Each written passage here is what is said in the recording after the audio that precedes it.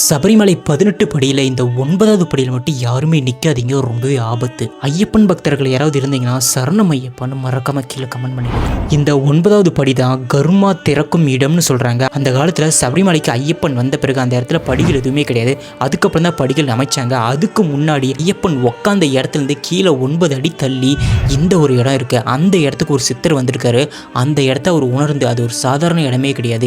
இந்த இடத்துக்கு மனிதன் வந்தாலோ, இந்த இடத்துல மனிதன் நின்னாலோ அவனோட உண்மையான குணம் வெளிப்படுன்னு சொல்லியிருக்காங்க. அந்த இடம் கரெக்டாக அந்த 9வது படிக்கு கீழே தான் இருந்திருக்கு. இந்த 9வது படியில் மட்டும் நிற்கக்கூடாதுன்னு சொல்லுவாங்க. அப்படி மீறி நின்னா என்ன ஆகும் தெரியுமா? ரொம்பவே நல்லவனாக இருந்தால் அவனுக்கு பயங்கரமான ஒரு அமைதி கிடைக்குமா, ரொம்பவே பீஸ்ஃபுல்லாக உணர்வானாமா. அது மட்டும் இல்லாமல் அந்த இடத்துல அவனோட கால் ரொம்ப சுகமாக இருக்குமா. ஒருவேளை அதிகப்படியான கெட்ட எண்ணத்துலையோ இல்லாமல் கெட்டவனாக இருந்தாவோ அவன் 9வது படியில் நிற்கும் போது அவனுக்கு பயங்கரமாக ஒரு பயம் வருமாமா. இது பல பேத்துக்கு நடந்திருக்காமா. அதனால தான் அந்த 9வது படியில் ரொம்ப நேரம் நிற்கக்கூடாதுன்னு அதை சீக்கிரமாக கடந்துருன்னு சொல்லுவாங்க.